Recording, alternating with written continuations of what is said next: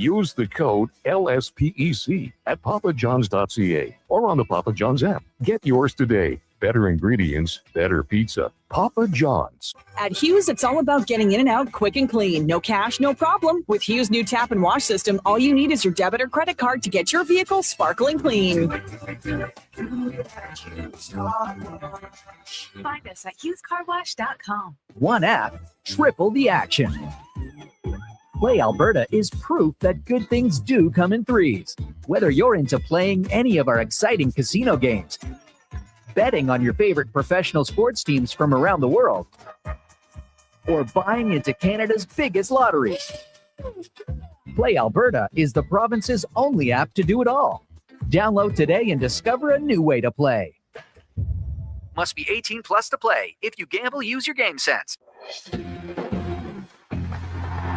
With the lead up to the playoffs underway, players are definitely stepping up their game. And the fans are doing the same. Simple snacks like chips and dip may work at the front half of the season, but now more and more fans are rocking the Wilhauk beef jerky for game time get-togethers. Just make sure you bring enough for everyone if you want to be invited back for the playoffs. Make your next hockey game day a Will Hockey game day with Wilhauk beef jerky, only available in Leduc. Get yours today, because you don't win games with salad.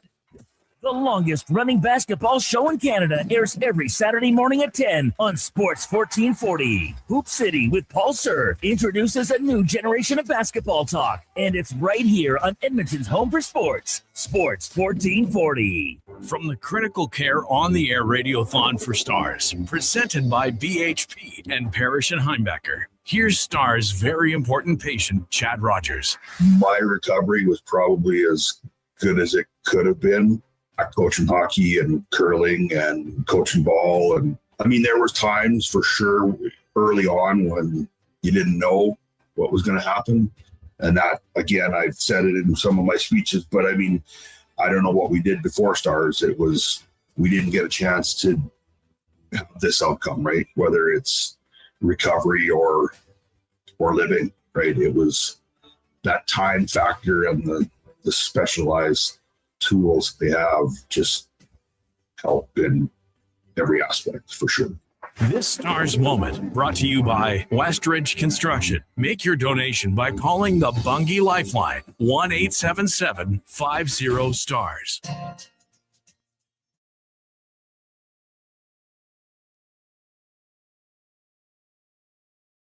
Lowdown with Lowetide on Sports 1440. Can you fit Sports Encyclopedia on a business card? Presented by Wolf GMC Buick. We're making it easy. WolfGMCBuick.com.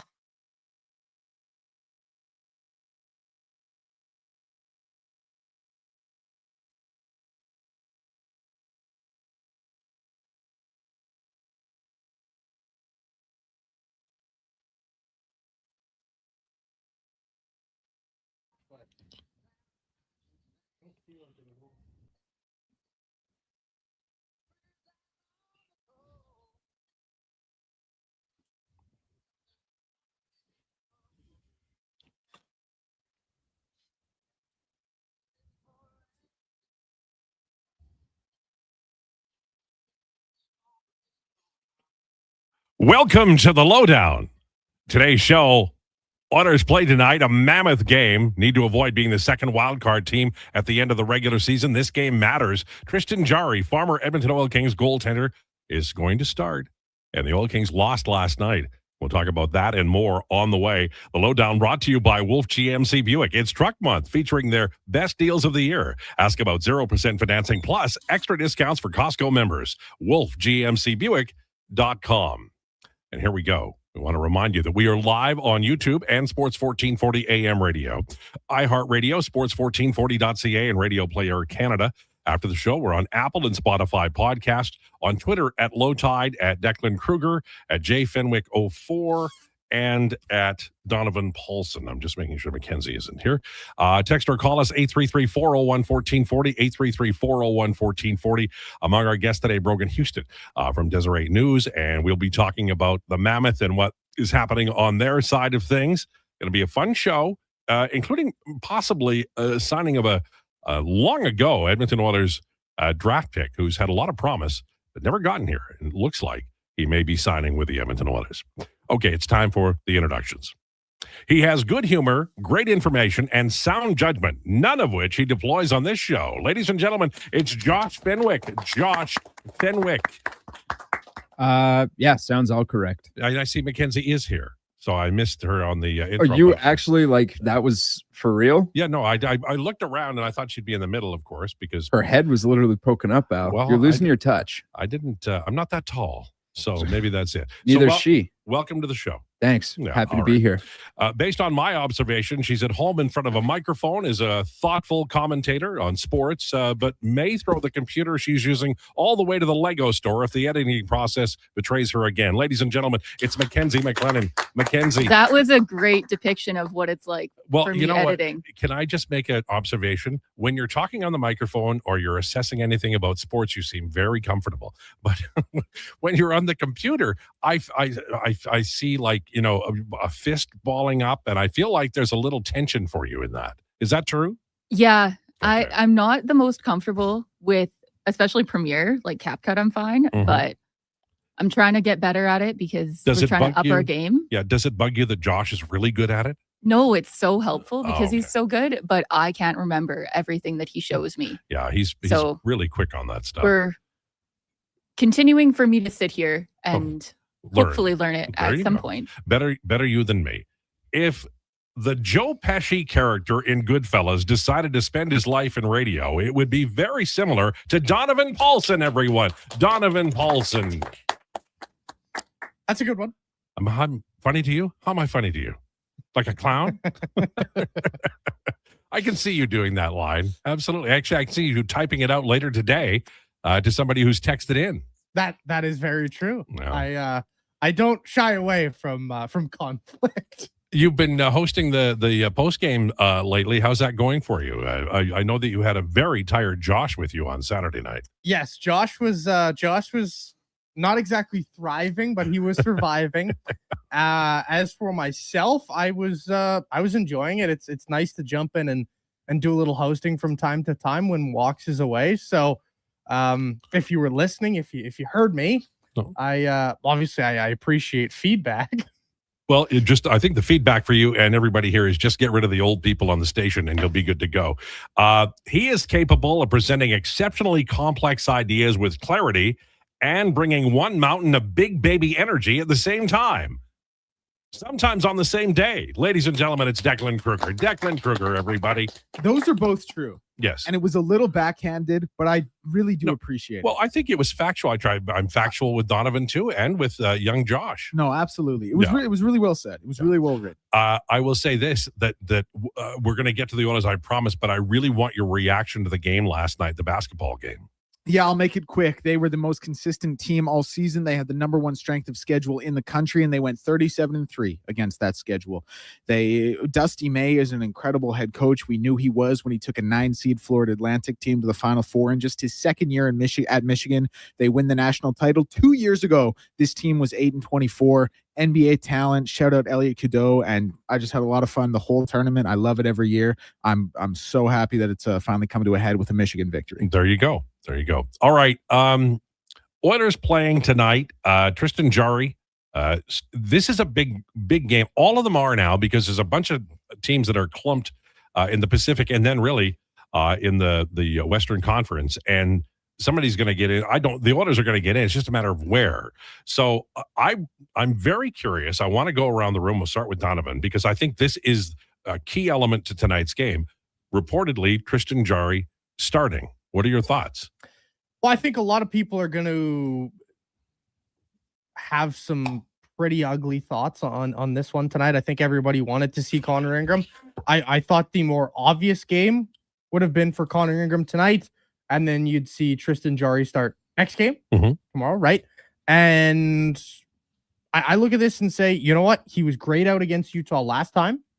Why not give this start to him again? I know people are really down, and that's the hot thing to be right now on Tristan Jarry. But with the way that this team's playing in front of them, if you look in terms of their fancy stats, they're one of the best teams in the NHL since the Olympic break at limiting high danger chances. So, I mean, that's resulted in the goalies looking better. And regardless of who's in net for me right now, the Oilers have played some really good hockey. So Sure, Tristan Jarry might not be your favorite right now. Sure, he may not make you super comfortable, but I don't think that's going to change the results. Declan, you've said on record and haven't changed that the Oilers will make it to the what I'll call the semifinals. You call it conference finals. So does it matter who's in goal tonight or any other night for you? Yeah, I probably would have liked to see Connor Ingram get the nod. You look at the last 5 starts for both players, and obviously there's some difference in quality of opposition there, but the numbers are so heavily favored in terms of Connor Ingram, and you can't run him every night. You got to give Tristan Jarry these spots. I agree. I would have liked to see Connor Ingram get this one. I think there's probably something to be said for a little bit of an emotional bump from your goaltender, a position that is a little bit voodoo when you're cast to the side by a club like he was with the Mammoth and Tristan Jarry. I mean, just quite bluntly, it hasn't been great. Do you want him against Utah? Do you want him against San Jose? Maybe it's neither. The way those two teams are fighting, you'd probably rather have him against San Jose. Is what it is. I'm not going to get too up in arms about it. All I want and all I hope for is that we're not getting a split come playoff time, and I'm sure we won't. Josh, your team is really good at looking at goaltending and evaluating and coming up with solutions. We're hoping that you can do the same thing for the Edmonton Oilers. What would the best choice tonight be, and who would you run with when it comes down to playoff time? When it comes down to playoff time, I'd run Ingram. I'd run him into the ground. But for tonight, I think it's Jarry. He played well enough against the Mammoth before, so you might as well just put him up against looks that he's already seen this season and essentially ride that hot hand. I mean, they're undefeated against the Mammoth since they've moved to Utah. So just keep them there. Keep it simple, stupid, you know? Mm-hmm. There's been a big point for me in walks on pre and post is what does it look like for playoffs? And to me, maybe you have a different thought than I do, Al, but I look at this and say, they're both guys going to get their moment to shine in the playoffs. Whether they step up to the plate and hit the home run or not, that's entirely up to them. But you can't tell me that one guy's going to run the entire way. That's fair. I think also that when we talk about goaltending, you mentioned it earlier about suppression of high danger chances. It's really improved since Paul Coffey got here. And dramatically. Yeah. And so, I mean, they lost the plot a little bit against Vegas. And that's, they were doing the stretch passes again that weren't working, and it was coming right back at them, and they were a little overwhelmed. But in fairness, Vegas was playing really well.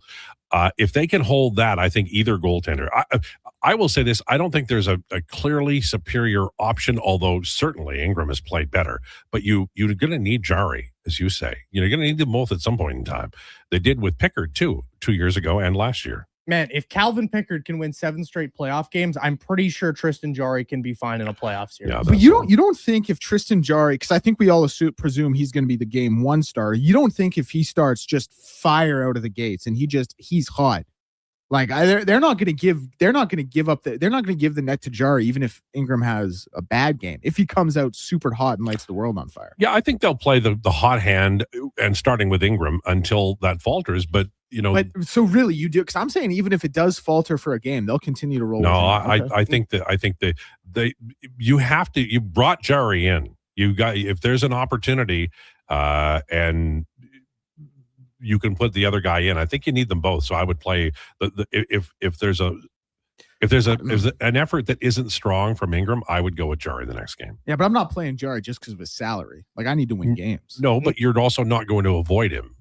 You're gonna look at this, I think, somewhat similar as it did to last year, where if one guy comes out and just loses a couple in a row, you're going to the other guy.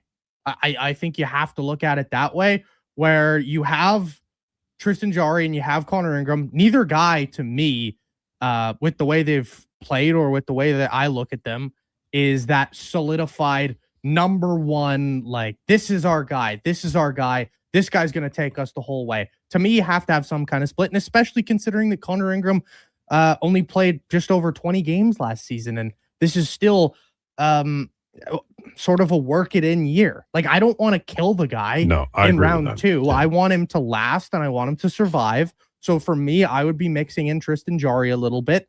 I don't care if it's, Connor Ingram's red hot or not. I have to mix them in.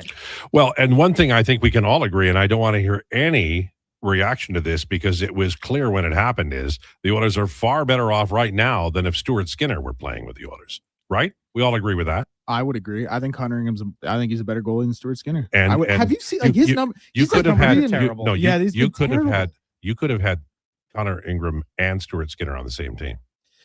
Yeah, but like, man, Stuart Skinner's numbers compared to Jari's are really no different. Yeah, like that's what I'm saying. You traded traded draft picks, you traded futures, you traded a left-handed defenseman who's playing really well on a team that you might have to play against for Tristan Jarry.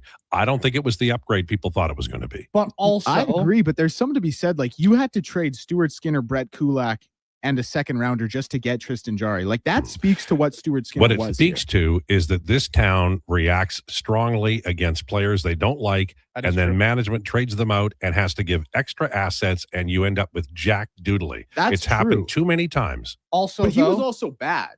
Like, so is Tristan Jarry. Yes. Well, Tristan Jarry has had to deal with one of the worst offensive environments in the NHL this season prior to this little post-Olympic break stretch, which he has not had an opportunity to play or much opportunity. He hasn't had much opportunity to play behind an actually competent defense. And if you look at the numbers pre-Olympic break, post-Olympic break, they're night and day. So as much as we want to look at Jarry and say he's stunk, which he has, I think it was time to move on. It was time to move on for Stuart Skinner. And the facts are Stuart Skinner's played behind a better defense all year in Pittsburgh. Right. It's not a great defense, but it's a better defense, and his numbers are basically the same. So to me, that still tells you that is Stuart Skinner or Tristan Jarry a better goaltender? I'm still going Tristan Jarry. Yeah, and the good thing is, that I'm never going to let this go. Just like the quarterback being drafted and put right into the lineup, I'm going to stay with it. The Edmonton Oil Kings lost last night in overtime. They took it to 7 against Saskatoon Blades. I think Tents are still involved in the group there, so I'll congratulate Dan and all the folks who I know from Edmonton who are in part of the Saskatoon ownership and management group. Outstanding for them, and the Oil Kings are closer. They're going to get there once again. There's a rumor, a pretty strong one, that Maxim Bereskin, who was a former Edmonton Oilers draft pick and a hero of the Cup final in the KHL a year ago, may be signing with the team. He's a big power forward, 6'4", about 215. He didn't have as good a year this year as he did previously, but this is a player. Unlikely we'll see him before fall, but it's good news if you're an Edmonton Oilers fan.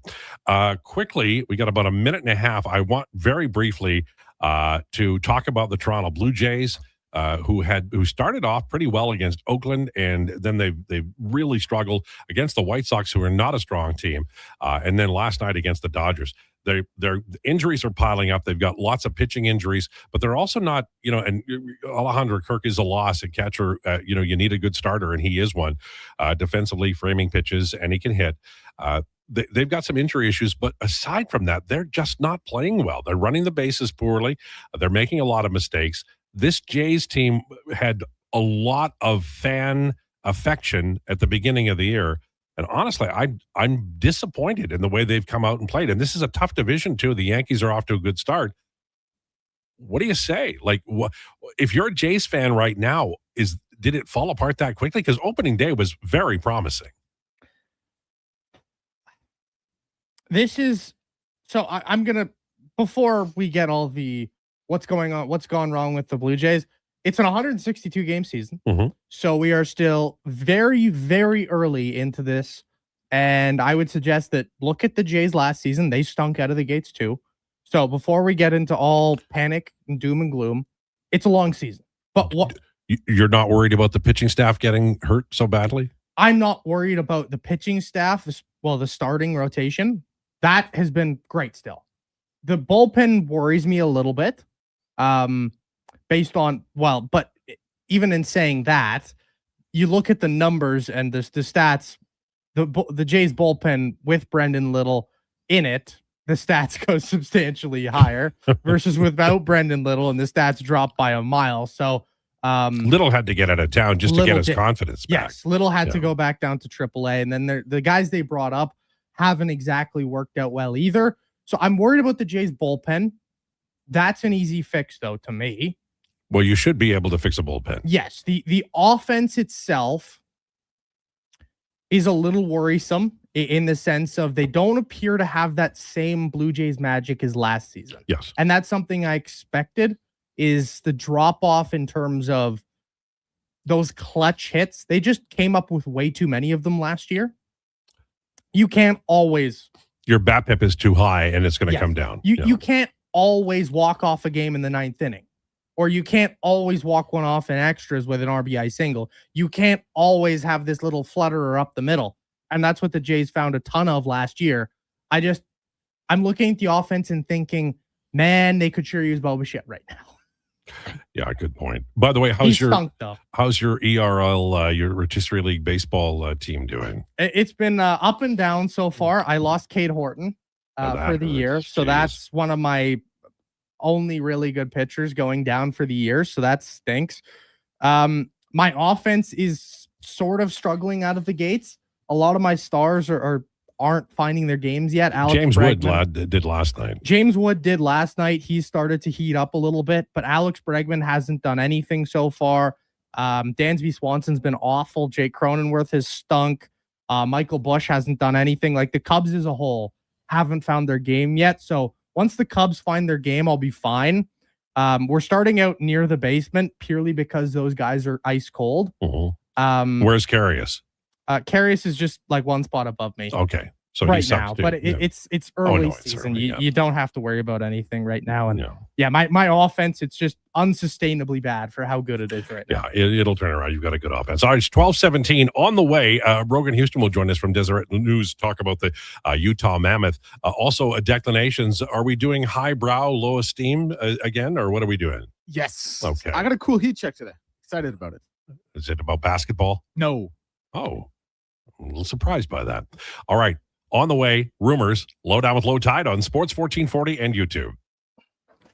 Booster Juice is going crazy for hazelnuts. No, not crazy. Nuts. Booster Juice is going bananas for hazelnuts. I mean, there are bananas in smoothies, but that's not the point. Banana juice is booster for hazelnuts. What? Just stop. Booster Juice is going nuts for hazelnut. Introducing the Nutty Monkey Smoothie, Holy Hazelnut Acai Bowl, and Nutty Booster Ball, all made with rich, creamy hazelnut spread. Try them today, only at Booster Juice. Canadian born, blending since 1999. Whether you're a craft beer connoisseur or more of a wine aficionado, there's always something new to discover at Sherbrooke Liquor, a unique family-owned independent liquor store. The selection, incredible. The non-alcohol section is also very impressive. Sherbrooke Liquor, expert, knowledgeable staff with a passion for unique finds. More than just a liquor store, we're a community. Alberta's best, the one and only Sherbrooke Liquor. Wine, spirits, and oodles of beer. Visit SherbrookeLiquor.com. Excavators, loaders, lifts, compaction equipment, and more. Find the XCMG construction equipment you need. Available for rental or sale at Japa Machinery Group. Japa, helping build Alberta from the ground up for 50 years. Visit japamachinery.com. Come for Canada's largest trade shows, the biggest names in entertainment, exhilarating sporting events, and more. And stay for the experience at the Edmonton Expo Centre. Looking for the perfect place to host your next big event? From trade shows to galas, meetings, and concerts, the Edmonton Expo Centre has the space, event expertise, and service to make your next event unforgettable. With over 522,000 square feet of flexible event space, in-house catering, and operational expertise, they bring your biggest vision to life. Learn more at EdmontonExpoCenter.com today. Do you listen to sports radio at work?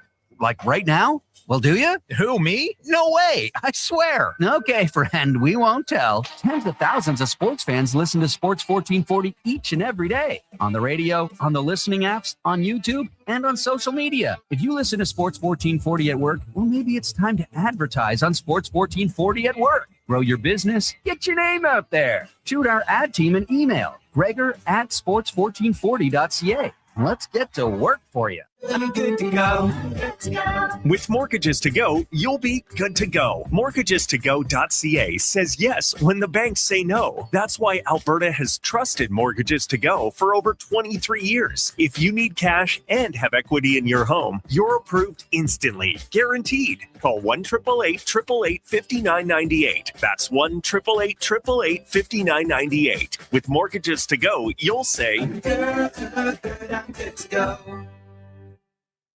From the Critical Care on the Air Radiothon for Stars, presented by BHP and Parrish and Heimbecker. Here's Emma, wife of Star's very important patient, Dawson Molenbeek. Now, 6 years later, it's like there's things that I notice and that I pick up on because I live with him and I lived with him prior and, throughout. And I've seen those silent struggles that not everyone highlights. But we always tell our friends and family, he's 98% him. Like everyone's going to see him and just think, oh, wow, he's like totally himself, which is a blessing.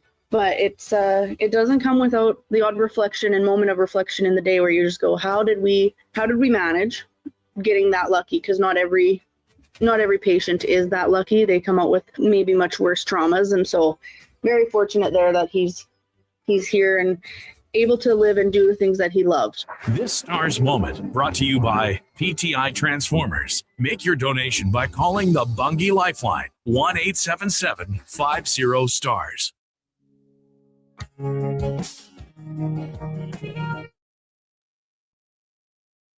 Here's the Lowdown with Lowetide on Sports 1440. Presented by Wolf GMC Buick. We're making it easy. WolfGMCBuick.com.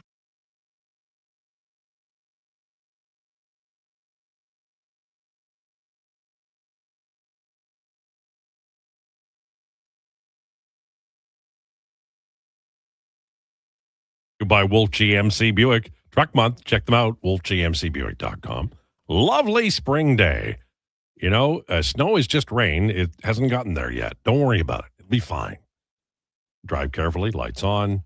Blah, blah. Yada, yada, yada. It is time for Rumors, brought to you by Great Canadian Solar. We believe you should create your own electricity. Let's build a brighter, sustainable future with GreatCanadianSolar.com. Okay, a few things to talk about in regard to the Edmonton Oilers. Tristan Jarry, as we reported earlier, will be in net tonight.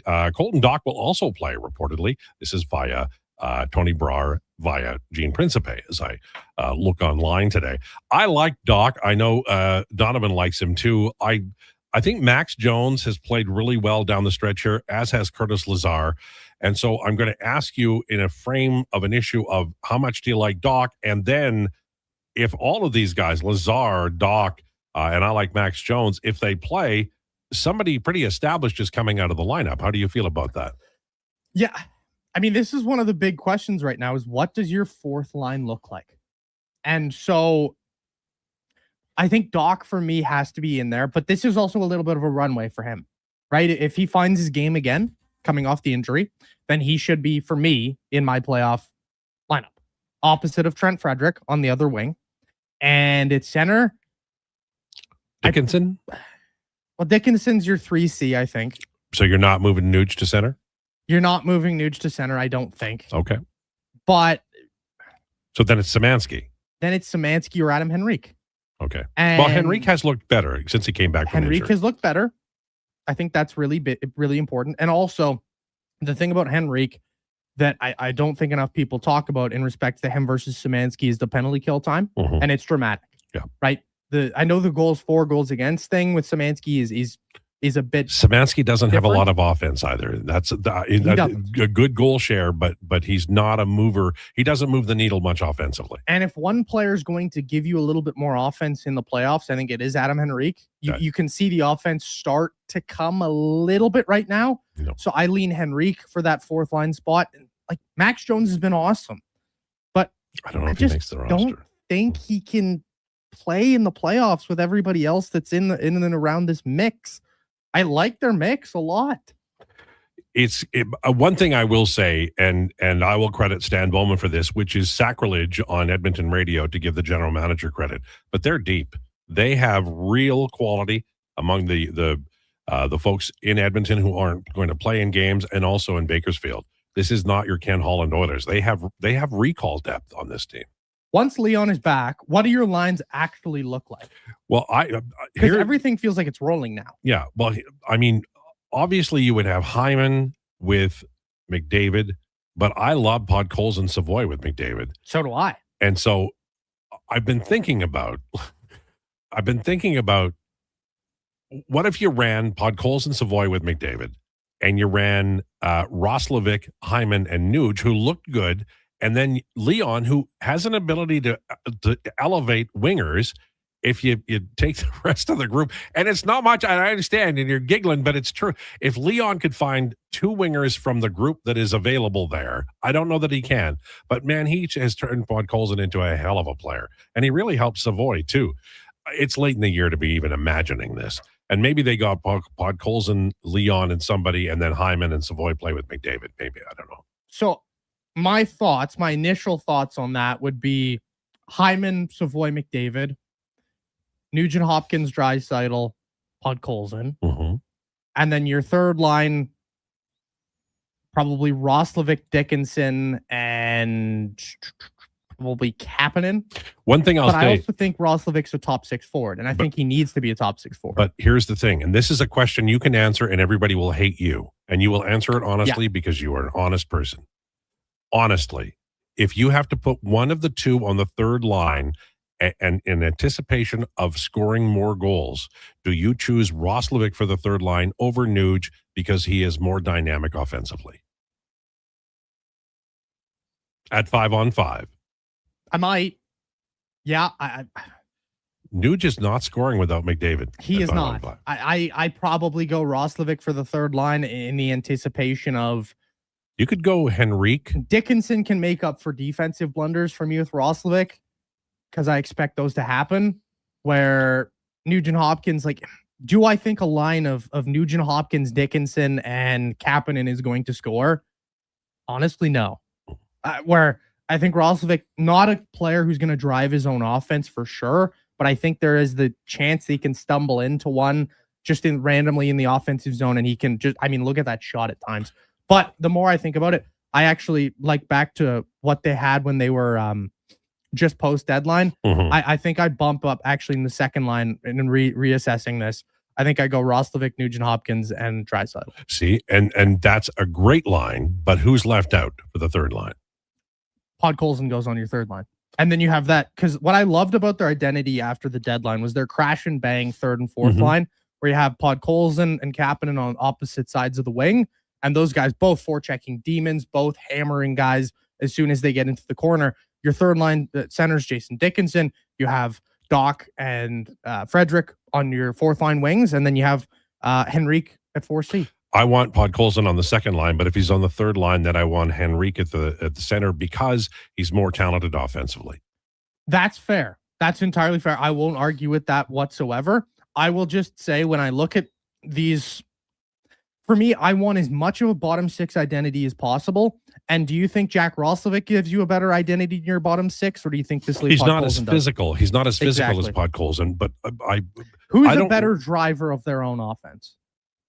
Well, that's a tough call because Roslovic can score. He does in a sneaky way, but Podkolzin is the guy who has an impact in the offensive zone. And if you can cycle with him, you can score with Podkolzin. Exactly. Who do they have that can cycle on the third and fourth lines with Podkolzin? I think Kasperi Kapanen can cycle when he's healthy. He's not right now. I haven't seen him great lately. I think Adam Henrique is capable of playing as a net front player, which that's when he's at his best. If no, I agree. And he's playing well. He is playing well right now. And so for me, when I look at who's more likely to generate something by themselves, I think it's Vasily Podkolzin. And I wouldn't have said that last year. No, I've got to give a ton of credit to him. Yeah, he's upgraded. The Oilers are apparently, this is a report outside what we would consider to be normal media sources for the Edmonton area, but it sounds like they're going to sign a wonderful Russian who was drafted a bazillion years ago. And this happens because the Oilers pipeline to Russia, even when they were drafting Nail Yakupov and others, it's not like the Detroit Red Wings during their prime. It's hard to get cats over here. He expressed he was interested in coming over a year ago. That did not happen. But Maxim Berezkin is a really good power forward type. He's 6'4", 211. A year ago, he had 42 points in 66 games and then starred in the Gagarin Cup, and his team won, Yaroslava Lokomotiv. Not as strong a year this year. He had just 7 goals as opposed to 15 a year ago. I like him. I like the possibility of him. He can play either wing. He shoots right. We'll see what he does, but that is a small little move that'll get lost in the ether for a lot of fans because the playoffs are right around the corner. But that's a guy, I think, who's going to make a difference for the Edmonton Oilers. They've got some guys now. They've signed some college free agents. They got a defenseman out of Czechia. Once again, as they did last year, Stan Bowman signing some guys. This is a possibly significant top 9 forward signing with the Russian. I know the prospect gurus have been on this guy for a long time. Yeah. So, I mean, just an exercise that I'm very curious to look at is, so we've had a lot of really talented Russians come over around 24, 25 years of age, right? Yep. So where do his numbers compare to a guy like, and I don't want to even put this in people's minds, but where do his numbers compare to like a guy like an Artemi Panarin or Kirill Kaprizov when they came over? Well, I think the less dynamic offensively for sure. This is more of a physical guy who isn't going to skate down the ice and make brilliant moves, but he can win battles along the wall, and he's a surprisingly good passer. Has a reasonable shot, and his boots are the question. I don't know about his boots, but he's not the plug and play. You know, the Panarin thing is like his last year in the KHL before he came over. He had 26 goals and 36 assists for 62 points. So not even close. In 54 games. Berezkin was 32 points this year in 64 and then 42 in 66. So he's not that guy. He's not that guy. He's not as dynamic as that. Didn't expect him to be. Right. But I that was just a curious exercise of. Well, I think he can. Like, what I'll say is I think he's probably a middle 6 winger. You know, like if you were you know, I always hate to compare prospects to NHL players because if I say, you know, Kapanen offensively, people are disappointed, but Kapanen is in the National Hockey League and he does score. That has value. So I think that he could be a plug and play NHL regular in the coming season, but not in the top 6. It would be unusual. And I don't think he's Podkolzin, put it that way. So in looking at his numbers and comparing them to other former guys who have come out of the KHL, do you remember Anton Slepyshev? Oh, yes, very much. Those numbers look shockingly similar. Yeah, Slepyshev, I think he could have played here, but he decided to go back to KHL. Yeah. But the one caveat I would talk about in all levels here is when you're talking prospects, don't get ahead of yourself. If all fan bases do, you know, where you're like, this guy's going to be Gretzky. No, he's not. You know, he's played hockey in the pro level for some time. He's going to come over and he's going to battle with a lot of other guys like Kapanen for playing time. We'll see how it goes. But it's an encouraging sign because I've always wondered about him. And I do believe he'll have a better pro career than Alexei Mikhanov in North America. You don't remember him. Can I tell you a quick? Go for it. So Alexei Mikhanov was drafted out of, I think, the Ukraine, KHL player, and had passport problems. And then it was about a girl initially that he didn't want to come over. And then he did fine. They got him over like maybe 3 or 4 years afterwards. And they're like, yeah, he's a good player. And they did an eye test on him, and he was basically blind. Like he couldn't see anything. And so they're like, this guy, for how little he can see on the ice, he does pretty well. And they put glasses on him, sent it back to the KHL, and he had a good career. So what'd the girl look like? Well, we didn't get that far. You know, I don't go to those fan sites. So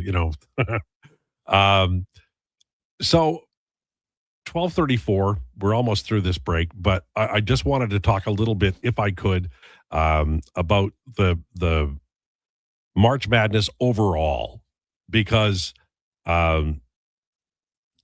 once again, I come away thinking the first 2 days are the best days in sports. And then the rest is really, really good. But because you don't have so many games and so many heartbreaks in a row and so many glorious moments in a row, really those first 2 days of March Madness are like they're peak sports. Is that fair? Oh, absolutely. I think those first 2 days are 2 best days of the sporting year. Opening day of the World Cup as well. Like, I think the World Cup is the best tournament in sports because it's such a spectacle and it's the world's game and all that. But that Thursday, Friday in mid-March, there really is nothing like it. I was waiting for Josh to say something. Yeah, no, hey, it's some of the best hoops that you can find on television. It's fantastic. I have to disagree with Declan that it's the 2 best days of the year because I am a Masters fan, and that is my most magical time of the year, but it's pretty damn close. Have you been to the Masters? No, and I probably will never be to the Masters. However, my grandparents were at the Masters, and I have some swag from there. I just want to go for the prices on the food. You just really want that pimento cheese sandwich for $3, eh? Come on, man. Where do you get that kind of a deal? That's unbelievable. That doesn't get much better than that. No, sir. That's good stuff. It's on, right? Who are you picking? Anybody got picks for the Masters? You in some kind of listen again? Going back to our New Year's hopes for sports, I want Scotty Scheffler to win because I want him to have the Tiger Slam. Okay. I don't want Scotty Scheffler to win. Oh, that's too bad. Well, I'm all in on Tom Weiskopf, just so you guys know. All right, on the way, Brogan Houston's going to join us, talk about the Utah Mammoth. Lowdown with Lowetide on Sports 1440 and YouTube. For the first time in 66 years, Golden Bears and Pandas hockey are on the move. During the 2026-27 Canada West season, two of the most successful hockey programs in U Sports history will call Silent Ice Center in Nisku their temporary home. The Golden Bears and Pandas are excited to connect with the South Edmonton community and welcome new fans to experience the tradition and excitement of U of A hockey. Same tradition, new temporary home. Golden Bears and Pandas hockey at Silent Ice Center for the 26-27 season. It's Truck Month at Wolf GMC Buick, and we know trucks. And we have the best deals of the year right now. Some have 0% for 4 years. We have 0% for 6 years. That's on our number one selling GMC Sierra half-ton crew cab, or the Elevation, the AT4, or Denali. Yep, 0% for 72 months. And Costco members get an extra discount on some of our SUVs. Pop in today and drive away smiling. Wolf GMC Buick. We're making it easy. Actions speak louder than words. Japa Machinery Group puts your construction plan into action with XCMG construction machinery you need. Available for rental or sale. Learn more at japamachinery.com. Shoulder pain. It can make even the simplest things like reaching up, lifting a bag, brushing your teeth, or sleeping frustrating. Rotator cuff strains, impingement, arthritis, they're some of the most common issues we treat every day. I'm Grant Fedorak, and at Leading Edge Physio, our team brings postgraduate training, evidence-based technology, and just the right amount of humor and humility to help you feel better. Because we never forget the most important part, the gratitude we feel for every patient who allows us the opportunity to care for them. Because life shouldn't hurt. When it does, leadingedgephysio.com. Big guests, bigger takes. Jason Gregor brings the names you know and the stories you don't. Weekdays, 2 to 6 on Sports 1440. Don't miss a minute of the action. Edmonton sports leader, Sports 1440. Business owners, if rising electricity costs are cutting into your profits, there's a smarter way forward. Right now, federal clean technology tax credits can cover 30 to over 50% of the cost of a commercial solar system, delivering an immediate return on your investment. And in Edmonton and Sturgeon County, the Commercial Clean Energy Improvement Program offers long-term financing for up to 20 years, making solar more affordable than ever. Lock in lower energy costs for decades and strengthen your bottom line. Visit GreatCanadianSolar.com to get started. One app, triple the action. Play Alberta is proof that good things do come in threes. Whether you're into playing any of our exciting casino games, betting on your favorite professional sports teams from around the world, or buying into Canada's biggest lotteries, Play Alberta is the province's only app to do it all. Download today and discover a new way to play. Must be 18 plus to play. If you gamble, use your game sense. At Fountain Tire, the savings come in threes. Up to 25% off select tires, a mail-in rebate of up to $100 off a set of 4 select tires, and $50 off a $150 service. We're basically the BLT of savings until April 25th. Restrictions apply. Book today. Today and Wednesday is the Critical Care On the Air Radiothon for Stars. Your chance to support this vital service that delivers life-saving care to Albertans. Listen for stories from Stars VIPs, very important patients, and how Stars has made a difference in their lives. You'll also hear from members of the Stars team. Today and Wednesday, the Critical Care On the Air Radiothon for Stars, presented by BHP and Parrish and Heimbecker. Please donate and help keep stars flying and saving lives. Visit criticalcareontheair.ca. Debt can take over your life. The stress, the constant worry, it can feel like you're drowning. When people come to see me, they're often anxious and feeling hopeless. But when I explain how I can help them get out of debt, those feelings melt away. I'm Parveen Middleton, licensed insolvency trustee at BDO here in Edmonton. I will create a personalized debt relief plan so you can move forward with confidence. Call 1-833-BDO-TALK or visit bdodebt.ca to discover your debt-free future.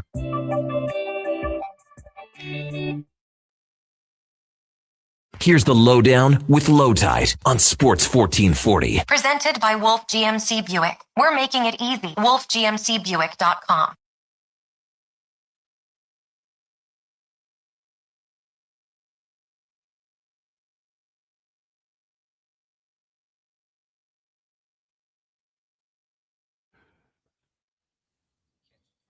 It's the Lowdown on Sports 1440, brought to you by Wolf GMC Buick, family-owned, community-driven. Check them out, wolfgmcbuick.com. 1241, Masters, NHL, playoff race is going wild. Time for the headliner of the day. Playoff season is here. The last thing you need is debt stealing the thrill. A free consultation with local Faber licensed insolvency trustee could be the turning point. Visit faber.ca. All right. We're in conversation with Brogan Houston from Deseret News. How are you today? I'm doing well. Thanks for having me. Well, I would like you, we've got about 15 minutes here. I think you're going to need all of it. Please explain the wild card situation and be thorough, because I do not understand. To me, it is an absolute mess, and every night I expect to be a little more clarity, and if anything, we have a little less clarity. Yeah, I think you're right. We will take the entire 15 minutes if we discuss just this topic. I think it's every game it seems to be changing. For the longest time we thought that Utah would be seeing Anaheim in the first round. Now could be Edmonton, could be Vegas, still could be Anaheim, and then who knows about that second wild card spot? That could be any of 5 different teams. So maybe even 6 different teams if you include Seattle. So. I think this is kind of crazy, kind of a cool time to be a hockey fan in the Western Conference. There's some things that, if you're a Mammoth fan, that could be maddening. First of all, a plus 30 goal differential. If you're in the Pacific Division, you're lights out the best. Also, 40 regulation or overtime wins, and Los Angeles has 27 and they're 3 points behind, and who knows who's going to finish 7th and 8th and where's anybody's going to be. But that's the NHL standings and how they work. Do you feel this Utah team over the year has improved? I know they've got a lot of young players, and usually they improve as time goes on during a year. Yeah, absolutely. Like the last couple of games, Logan Cooley has been on fire, and his season was interrupted by a major injury. It was his leg or his knee, somewhere in there. The lower body is what they called it. But he missed 20 something games.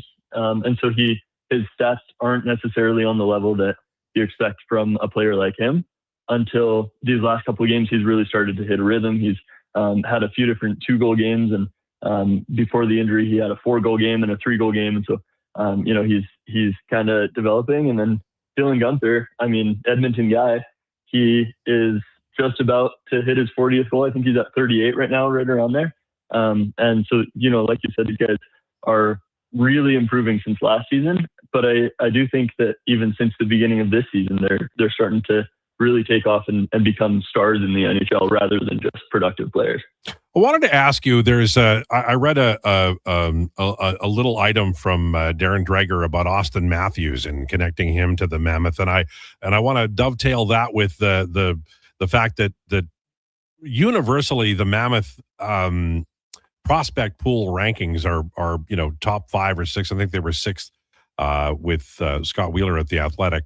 And so when if they choose to, they've got a great young core, but if they were to choose to go big game hunting, and we'll use Matthews as an example, maybe there would be others in mind. This team, that's kind of like the little engine that could, and oh my, how good they play in Utah now. They're on the verge of becoming like a real threat here to some established teams, I would say, along with San Jose. So my question is, do you see them as a player for some of these big names who might become available in the summertime? Yeah, well, I to go back to what you're saying before, I think Utah is kind of a sleeping giant right now. Like they have, these young players, Logan Cooley, Dylan Guenther, JJ Peterka, even Clayton Keller's still not that old. Mikhail Sergachev is the same age.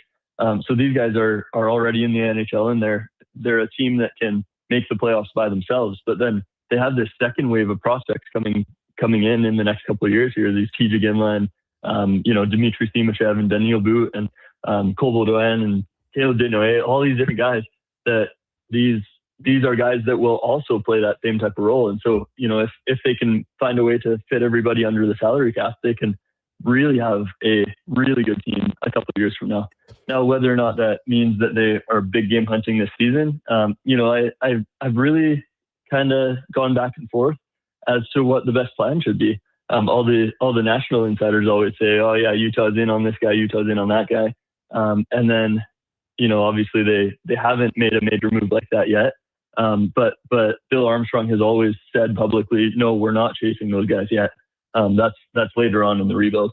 And so, to be honest, I don't know if that's their target at this point in the season, or at this point in the rebuild rather. But it's probably not that far off that they will be big game hunting, whether it's this season, maybe it's a couple of years from now when all those prospects get to the NHL and when everybody that's currently in the NHL is in their prime. I think that's probably the best time to then go out and spend all the rest of your cap space and get whoever's hot on the market at that time. Brogan Houston, our guest from Deseret.com, talking about Utah Mammoth. I know from your tweet deck that there's some question about what the lineup might look like tonight, especially with forwards and defensemen. So I'll ask, are there injuries or are there performance reasons for the vagueness of the coach's comments? Yeah, well, I think the vagueness of the coach's comments is because the coach does not like revealing his lineup before game time. So that's number one. But number two is the injuries. They have had Mackenzie Weegar miss the last game with a day-to-day injury is what they were calling it. Excuse me. And then Barrett Hayton and Jack McBain are both out week to week. I doubt that either of them would be ready to come back at this time, but that could be options as well. And then just the depth forward, there's a few guys that they've been cycling through, Liam O'Brien and Brandon Tanev and guys like that. Kevin Rooney could be a guy that we could see in the lineup tonight. So yeah, just kind of some depth moves like that. But Mackenzie Weegar is the big one. We'll see if he's ready to go tonight. It's from the point of view of somebody who's watched the NHL since the 60s. The Utah Mammoth as an ownership group and a management group, they're really, for me, they're doing it extremely well. The other team of recent vintage that I would credit doing it is the Vegas Golden Knights. But it's a different kind of ownership in Vegas where, they'll throw over their coach with 5 games left in the year, or they'll send away their Hall of Fame goaltender. They'll do pretty much anything to win. I just get the feeling from Ryan Smith, who is the owner of the Utah Mammoth, he's very aware of community and he's extremely fan friendly, but they appear to be running their business in a way that you would expect that they plan to be around a long time and a good community member of the National Hockey League. Is that a fair description? Yeah, I think you hit it right on the head. Ryan Smith is, as far as an owner can be, he's a vibes guy. And I don't know that I would describe any other pro sports owner as a vibes guy, but that's exactly what he is. He, you watch him interact with players, whether it's the Schmaltz contract when he was there for the announcement of it, or the Logan Cooley one, same thing. He's there with his backwards hat at the press conference table, and he's, dapping up the guy next to him, and he's, all chill and cool. And that's kind of who Ryan Smith is. Like he's a vibes guy. And then that shows through in the community as well. When, every couple of games he puts out a tweet saying, who wants tickets tonight? I've got a few extras. And so he'll send a few fans to games. He does it almost every game, not quite, but close. And he's just, the way that he phrased it is that he wants to do this thing right. If you're going to spend $1 billion on a hockey team, you might as well do it the right way, do it a way that makes people interested in the sport. And so a lot of his strategy has been to get people in the doors, and then hopefully that hooks them on hockey going forward. And so, you sell out the upper bowl limited view seats for pennies on the dollar, and people get in the building and they say, whoa, this is the coolest thing I've ever seen. It's so loud in here. It's so, hockey is such an exciting sport. Let me come back. And so they have all these programs in place that facilitate that get people in the door for the first time and get them hooked on hockey. And it seems to be working. Like they haven't not sold out a game ever.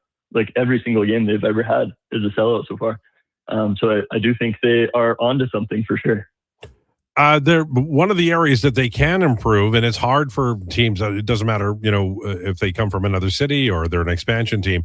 Winning at home and creating an atmosphere of, other teams have a hard time going into that place. And like the Oilers, and as an example, those seem to be hard check marks to grab, right? Like winning against an established team at home and giving the home fans something to really hold on to as a plateau or a new outer marker in terms of progress. That has been a little bit of a challenge for this team. Yeah, that's definitely true. Especially last year, they really had a hard time winning at home. This year, they've been a little bit better, but still not to the point where they're where people are scared to come into their building as an opposing team. And so I guess that's just something that they will probably find over time. But to be honest, I am not the right guy to ask about, how you go about building something like that. That's probably a question for Connor McDavid if we ever get him on the show. He's, Edmonton's a pretty intimidating barn to play in, I think. Listen, thanks for this. We really appreciate your time. Enjoy the game tonight. All right. Thank you. There you go. Rogan Houston, Deseret News, talking about Utah Mammoth at 12:53 as we count down to next hour. And we'll have declinations will be Crouching Tiger, Hidden Dragon at about 1:40 or so. We're going to talk about the Edmonton Oilers. And there's a comment from Big Rig picking Tiger Woods to win it all. And obviously a joke.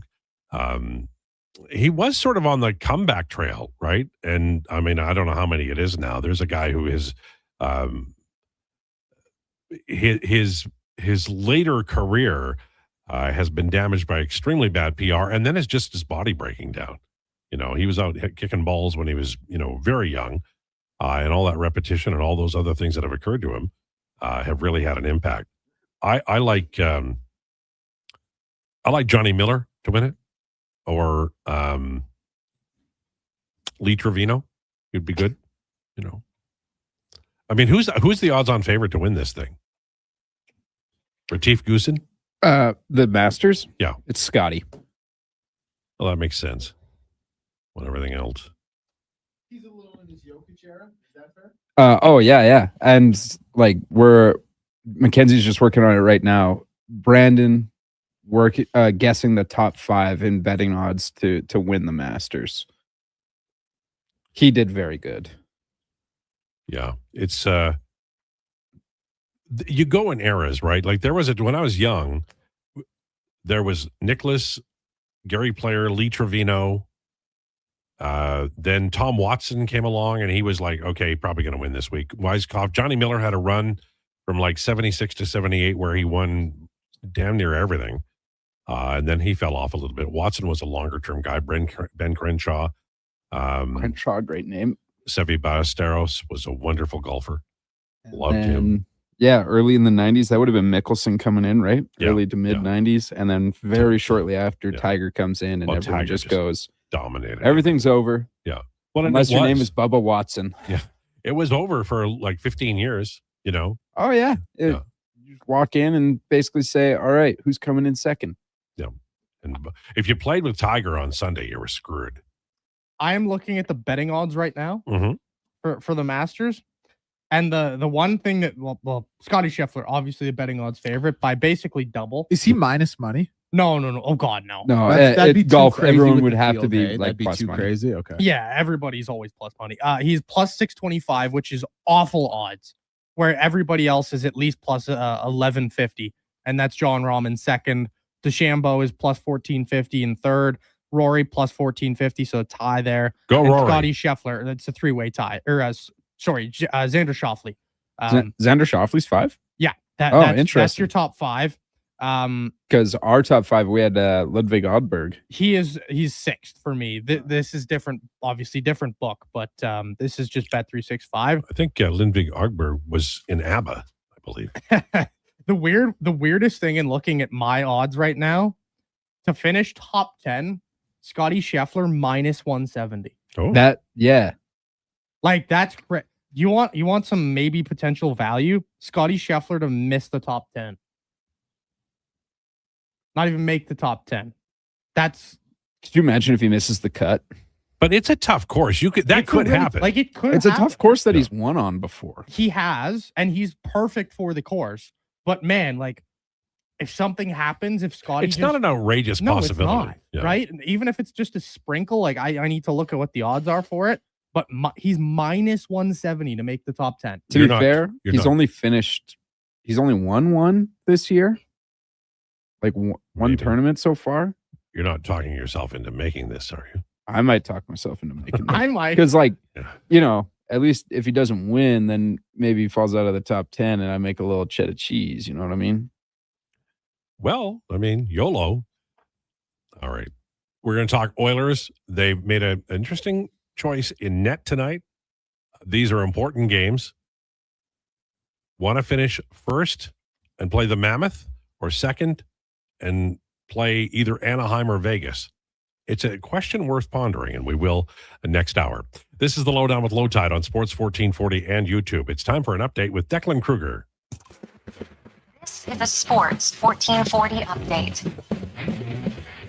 Brought to you by Custom Floors Inc. Floors done right for homes or businesses. Visit the new showroom, 11577 149th Street, now open 6 days a week with Saturday hours from 10 to 2.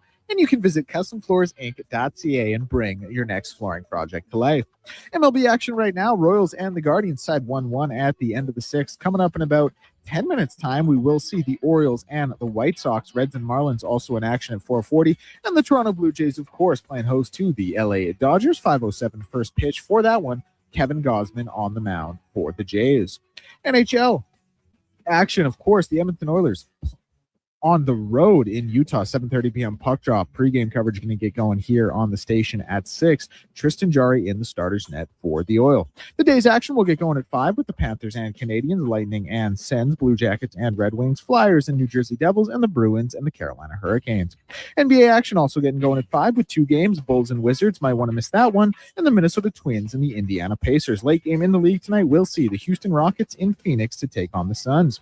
BCHL playoffs, the Spruce Grove Saints playing host to the Brooks Bandits at the Thompson Family Arena. They currently trail that series 2-0, while Blackfalds and Sherwood Park, they'll also drop the puck at 7 p.m. at the Sherwood Park Arena. That series tied 1-1. I'm Declan Krueger. This has been a Sports 1440 update. 1440 Stingray Radio Station. CKJR broadcasts from West Edmonton Mall and Wetaskiwin. Download the free Stingray music app and listen wherever you go. Mr. Rooter sees.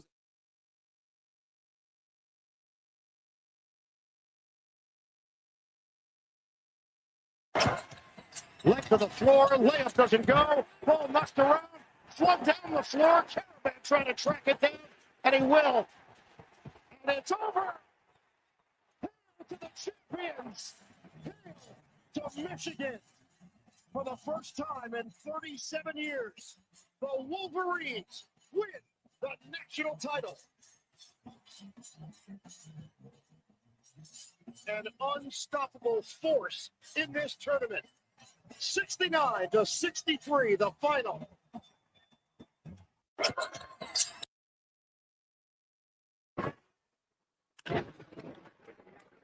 Good stop by Okamoto, and the throw is in time. What a play down at third. We have seen some good defense early in this season from Okamoto. Taken back by Celebrini. He'll get control now against Del Mastro. Declan Celebrini to the net. Grab, Smith. What a play! First of all, the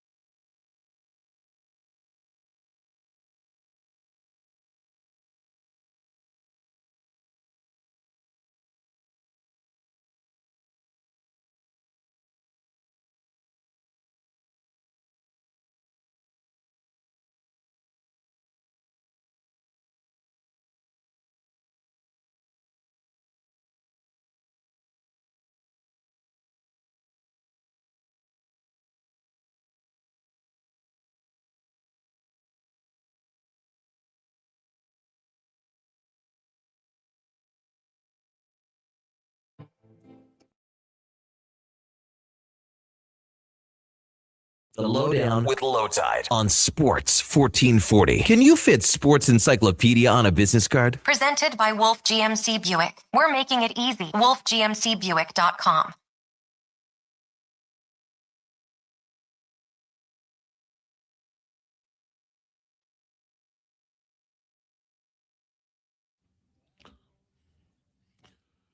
This is the Lowdown on Sports 1440, brought to you by Wolf GMC Buick. It's Truck Month, featuring their best deals of the year. Ask about 0% financing plus extra discounts for Costco members. WolfGMCBuick.com. We talked before the break about the Edmonton Oilers, and would you rather, looking at Utah, they were like plus 30 goal differential. They are stopping way more pucks than everybody in the Pacific who's going to make the playoffs. Would you rather finish first in the Pacific and play Utah, or would it be better to finish second or third and play one of Vegas or Anaheim? And I'll begin with you, Donovan. I still like Vegas or Anaheim. I do too. I look at the way the Utah Mammoth play, and sure, you could say they're inexperienced. Sure, you could say that they are maybe, I guess, lacking offensively compared to the Oilers or the Ducks. But they have more than Seattle. They definitely, I think anybody has more than Seattle pretty much. But I just look at that Mammoth team. Their goal differential speaks for itself. Their team defense speaks for itself. I think you look at their goals against, and the only teams that are better than them in the entire Western Conference in terms of goals against would be the Colorado Avalanche and the Dallas Stars. So that, I think, speaks volumes to how quality this team can be. They've just had a little bit of inconsistency, where I think they're the most consistent of the teams the Oilers could play. I think that's the way to put them. And I feel like if they, in the first two games, they got a 1-goal lead, they'd be hell for the Oilers.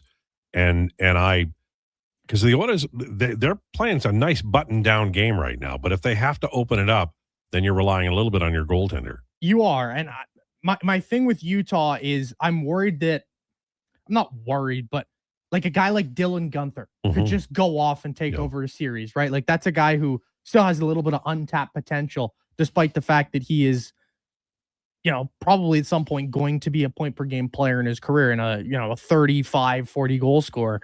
That's what I see as his potential. Clayton Keller can go off and take over a series. There's a lot of players on Utah that I believe in, whereas I just look at the Anaheim Ducks and I say, that team can't defend, period. They can't get a save. Sure, they can score, but if you're the Oilers, I think you lock that down and you can just end that series in 5. Yeah, I don't trust Vegas goaltending. I like their dead cat bounce on their coach. I don't think Anaheim, like they've had a really good year. They'll That's the team I want to play. Right, but I think they're happy to be where they are, and they're acting like it right now. Nick and Grand Prairie, LT, are the Blue Jays just the 06-07 Oilers? Good team that played over their heads and probably deserved to win a championship in for 10 years or hell after? No. I mean, the Oilers lost Chris Pronger in the summer of 06, and that changed everything because they couldn't sign Jaroslav Spacek and all those other cats who really helped that team win. Samsonov, and lost a bunch of guys. They turned into a rebuild team right away.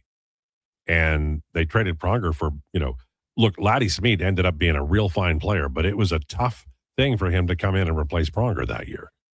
And they just didn't have the horses on defense. This is a different situation. This is a good team in Toronto.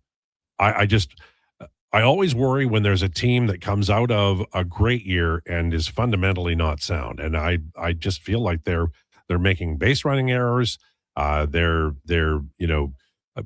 Losing Kirk means they're probably going to lose a little bit behind the plate in terms of framing the pitch and getting calls from the umpire. And I know you've got reviews now, but that should impact a little bit. And they're Springer's a year older. There's just some worries that they have, and Barger's not hitting, and that hurts. I've said it before. I said it last year. I'm not a big Barger guy. I don't know if he's got enough of a bat, and he did, but then he didn't. But that's what's going to happen when you swing like he does, right? He takes war hacks, and you can only swing so hard, right? Like it's like the old golf adage, right? If you want to go up there and you want to kill the ball, go for it. You have no idea where it's going to end up. But if you just take a little bit off your swing, you're probably going to hit it as far and you're going to know where it's going. To me, when I watch Addison Barger, I see a guy who's taking these war hacks thinking he's going to hit the ball 550 feet. And in reality, all he's doing is just missing as a result. Look at his arms. You don't need to swing that hard. Yeah. Like, you just don't.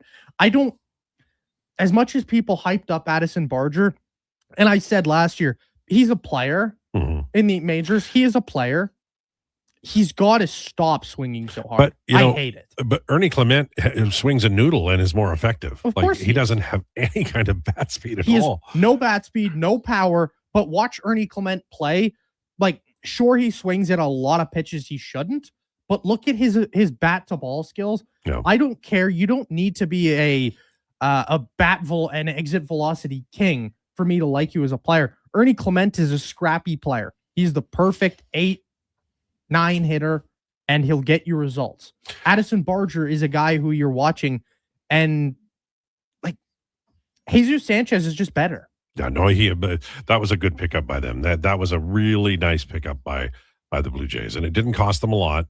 And like I'll say this: I saw the Addison Barger fall off coming. I didn't say it preseason, but like that was a player to me who was due for some regression. One thing I will say is the Red Sox are 2 games behind the Jays, so they got more problems. Did you see the Roman Anthony throw from left field? That's garbage. You can't do that. But this sparks me also into a different conversation, which is, have you watched most major leaguers in the outfield throw nowadays? Like, the throws are crazy inaccurate. The throws just hit the cutoff man. Then you don't have to worry about how strong your arm is. Oh, I know, but some of them can't even hit the cutoff man. Like, I know the Anthony throw is terrible, but this sparks me into a whole different debate of when did throwing accuracy just get thrown out the window? Like, when did the outfielder's arms, it's just so prioritized to arm strength. Yeah. And sometimes we just prioritize how hard someone swings or how hard someone can throw the ball, and we don't prioritize accuracy. I know the Anthony throw is terrible. But the fundamentals are important. Fundamentals are important. Anthony hits the cutoff man, they've got a way better chance. Yes, Anthony hits the cutoff man, they've got a way better chance. He'll be fine. This Red Sox team just lacks a total mojo right now. They need to find their confidence again. I think they'll be fine. They'll be a playoff team. But man, like, I just don't understand why baseball is so catering towards. Yeah, they do seem to be how hard everything is. Worshiping at the skill table as opposed to getting like O'Neal Cruz. Yeah, is my perfect. I hate him player. Yeah, he does everything so hard. He swings so hard. He hits 200. He throws so hard. He can't make a throw. That's why he's no longer at shortstop.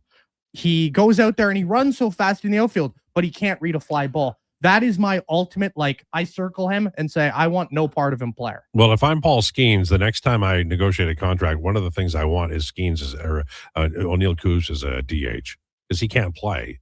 I don't think he can even hit. I know he's come out of the gates okay.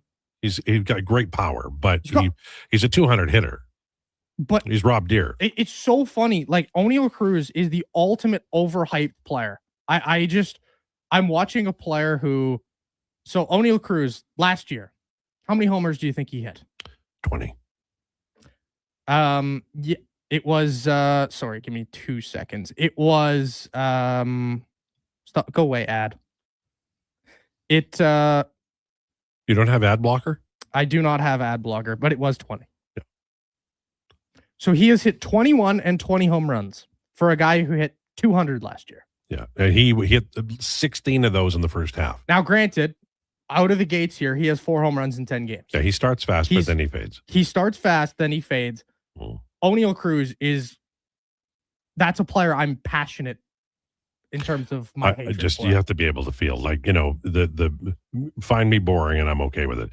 Triple C in a truck says, I've got Chichi Rodriguez. I almost said Chai Chai Rodriguez in the WKRP episode. That's a great old time name. There was a lot of flair back then, and he had a lot of it.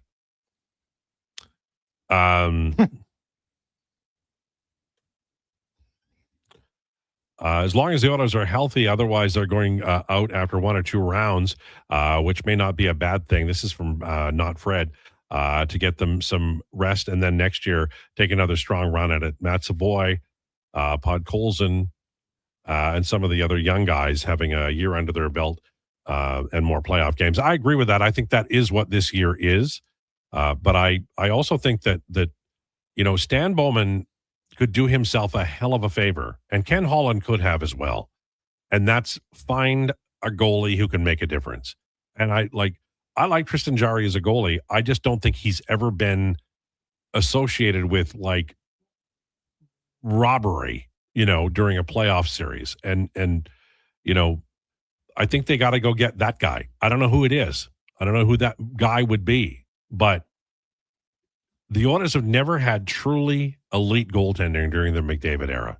And they've got like a lot of players who are long in the tooth, and they're losing foot speed by the year. I think if I'm Stan Bowman, the one thing I can get is a difference maker in net. Again, I don't have the name for you, but you need somebody who can make up for all the bad plays that occur in front of him, and that's an elite goaltender. And they don't grow on trees, and they cost a lot. But that's the guy you got to go get. Could Ingram be our 2006 Rolison? Sure. I like Ingram a lot. I think he's the better goalie. And I think they'll play him in the playoffs. But is he that much of an upgrade over what they've had? I don't know. If they play as well as they did in the last 5 games before the Vegas game, then giddy up. Maybe that's going to work. But the Oilers are a funny team. I always say they can't turn on a dime, and then they do. But when you're playing against like the team that comes out of the Central, when you're playing that team, Colorado or Dallas or whomever, really? Are you going to be able to, for 7 games, if that's what it takes, play a button-down style? There's a lot of creativity on that team, and creativity means errant passes or jumping into the play. The Oilers have been pinching on defense lately, and it's costing them again. I think that's a coffee thing. They're also playing Nurse and Murphy more than they're playing Ekholm and Bouchard, and I don't get that at 5-on-5. And I do wonder about playing Nugent-Hopkins, McDavid, and Savoy over Podkolzin and Savoy. I think the Podkolzin-Savoy combination is more effective right now.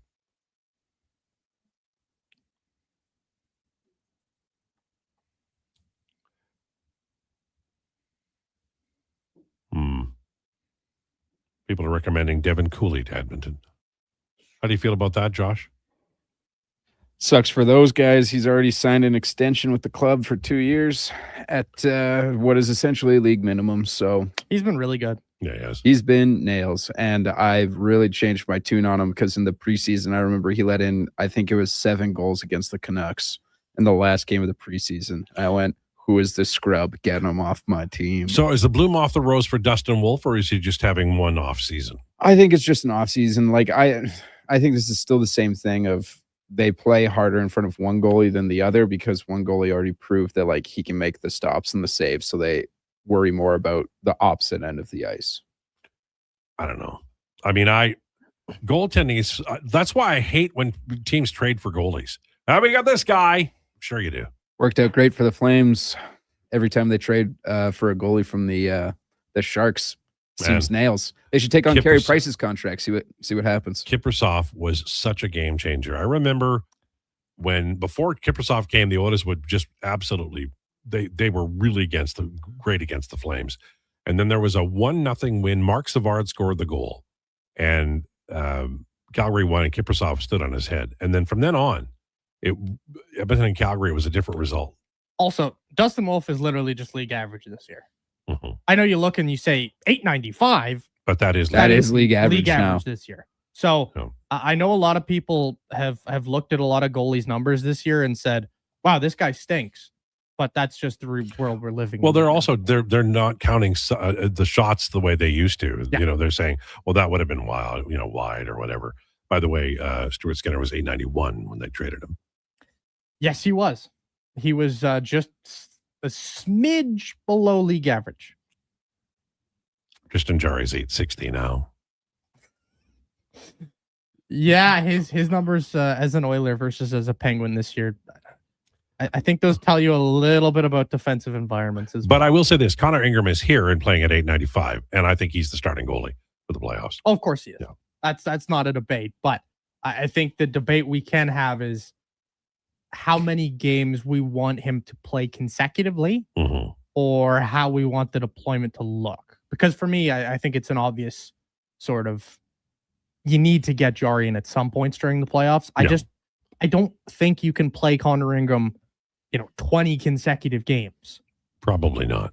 Right? Like if you're going on a big run, if you're going to win if you're going to win 2 series, even 3 series, I don't think you can play him every night.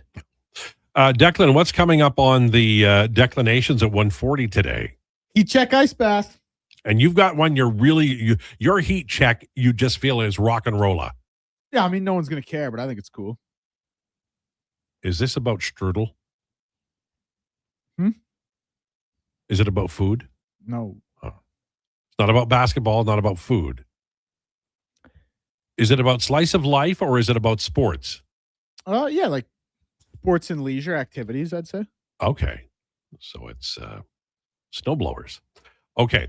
117, we'll take a break. More of your comments, more about the Oilers straight ahead. Lowdown with Lowetide on Sports 1440 and YouTube. Edmonton's only 24-hour-a-day sports radio station can be heard anytime, anywhere. Sports 1440 is streaming on your phone, your tablet, your computer. Download an app today and listen to Sports 1440.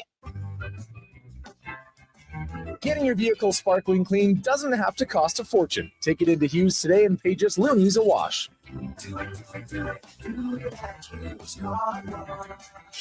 us at HughesCarWash.com. Nothing beats getting a deal at McDonald's. Why? Because you get a deal now. And a deal later. Redeem an offer from the latest mailer or on the McDonald's app and dig into instant savings. Plus, you earn points towards Free McDonald's. Now that's what I call a double whammy of deals. Why does that keep happening? Deals sent right to your door. Check your mailbox for the latest McDonald's mailer loaded with delicious value. For a limited time at participating restaurants in Western Canada. Fountain Tire. The savings come in threes. Up to 25% off select tires, a mail-in rebate of up to $100 off a set of 4 select tires, and $50 off $150 service. We're basically the BLT of savings until April 25th. Restrictions apply. Book today.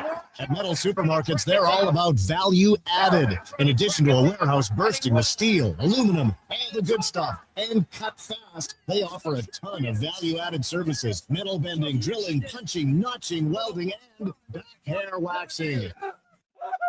Oh, sorry, I meant plasma cutting. Anybody seen my glasses? Metal Supermarkets, the convenience stores for...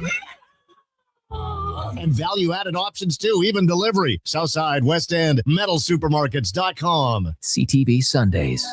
Television's most captivating love story continues on Sullivan's Crossing. It's hard to focus on the present when you're still looking at the past. But the road ahead takes an unexpected turn. But I thought you mentioned being married before.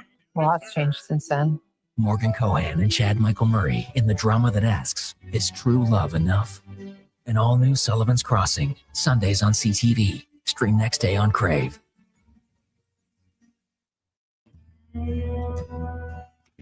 Celebrini, he'll get control now against Del Mastro. Declan Celebrini to the net. Snap.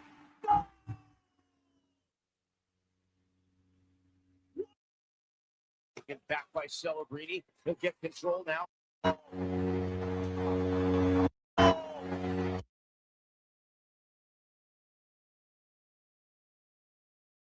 Down on Sports 1440 on Twang Tuesday. Brought to you by Wolf GMC Buick. So, when's the next time we have 20 degrees during the daytime outside with sunshine? Do we have a date? Like, maybe we'll just make a date. August 10th,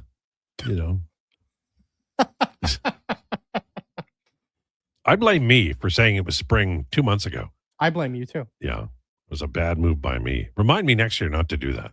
This is just a friendly reminder for everybody listening.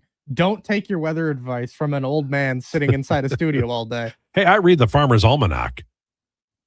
And I don't sit here all day. I do 2 hours and I'm gone. Easiest gig in radio. Yep. And then where do you go after that? I go home and type my brains out. Is what I do. Exactly. Hammer says, what's the cost of Hallebuck? They won't trade him. There's a bunch of guys they won't trade, right? And you were saying that you think it's the St. Louis goalie. The best available goalie, as much as I hate it, is probably Jordan Binnington. Now, like, look at the goaltenders potentially available. The only guy with a clear out would be Binnington, or I guess if Deck was talking about, might be Linus Ullmark if I do like Ullmark. Things implode. Yeah. I like Ullmark, the goalie, in terms of the talent profile, but I also, this is going to come across in a way that some people might not love it, but do I really want a guy who is not always in the best spot mentally? Right? Like, he's kind of shown the ability to implode at the exact wrong moment. Just so we're clear, Jack Campbell did that. Connor Ingram has a history of that. It's a tough position to play. It is. Especially when you're $8 million a year. Yeah. And if you come with an $8 million price tag, as much as I believe that he is ultra talented and is one of the best goalies in the league in terms of talent, I just look at him and say, man, do I want a guy who's going to implode at the wrong moment for that price tag? Yeah. Probably not. I got kind of a crazy one. Just because this team has such a solidified 1A, or at least we presume they have such a solidified 1A. Casey DeSmith. Oh, wow. That's interesting. Get all the Penguins goalies. Don't think it would ever happen, but former Penguin, yeah. Looking at a guy who's sitting behind Andre there, great numbers, good goal saved above expected. Not quite the sample size of some of the other guys we've mentioned, but you can't play two goalies at once. That's a classic. You can't pay two goalies of 1A salary. It's a classic 35 game backup. Mm-hmm. What's your thought on, because remember when Bobrovsky was being paid $1 bazillion and didn't do jack doodly, and then he did? Yeah. If you had to pick another goalie candidate aside from Tristan Jarry, like everybody's down. Maybe it's Ullmark, right? Everybody's down on the guy. If he has one stunning run to a Stanley Cup, then everything changes. That is true. But I just look at the mental of Linus Ullmark, and I don't know if it's possible. The guy I know our text line would probably be screaming about would be UC Saros. Oh, he's a little long in the tooth. I'm out on UC Saros. I've said that for a long time now. The guy who could change the narrative. Man, I don't know if there is a guy who I think could actually change the narrative. Thatcher Demko? That would be have to stay healthy. Yeah, see, Demko is the ultimate wild card, right? Yes, Demko is the ultimate wild card. When he's healthy, he is one of the 5 best goalies in the league. When he is healthy is the key there, because he's almost never healthy, and he comes with an $8.5 million AAV. But would I take a chance on him? Yes. Yeah. Because he's that good. Oh yeah, I mean, and he'd cost the sun and the moon and the stars, but if he's healthy, and you could baby him through the year, you right? Absolutely could. You just need a really solid 6 weeks. Yes, you'd need a solid 6 weeks, and you'd need him to be, somewhat tuned up for the playoffs. If you can give him 40 games, and the other guy plays for 41 and 41, you get a perfect split and have him be the 1A for the playoffs. That's literally all you need and all that matters. So if you have Connor Ingram and you somehow manage to trade for Thatcher Demko, that's the only guy I look at. And say, it's an interesting name. Change it to him. Basie says, Lowetide, not sure if it's been discussed previously, but Deep Purple is touring North America. They got a show in Calgary, August 31. How about a road trip? What do you think, LT? You're the best. Well, thank you. I will always read those. I'd love to see Deep Purple live. I've seen the Stones live. They were fantastic. I mean, I was blown away. And Colin James was the opener, and he was fantastic too. Saw Genesis. That was a real thrill. I'd love to see Deep Purple. I don't even know if Richie Blackmore's in the band anymore, but big time Deep Purple. Machine Head, I play that, I don't know, probably at least a dozen times a year. How good was Bobrovsky before he got signed to the Megacon? Well, he was good, but he signed it and then he wasn't good, much like what's happening in Ottawa right now. Demko would cost too much from a rebuilding Canucks. $8.5 million of unreliability off their books for Propane Pimp. Well, what we're talking about though is when he's healthy. You know, we know he's unreliable, but we're looking for like one man. We need Superman, right? You just need him for 6 weeks and to be healthy for those 6 weeks. And you know, Donovan's right.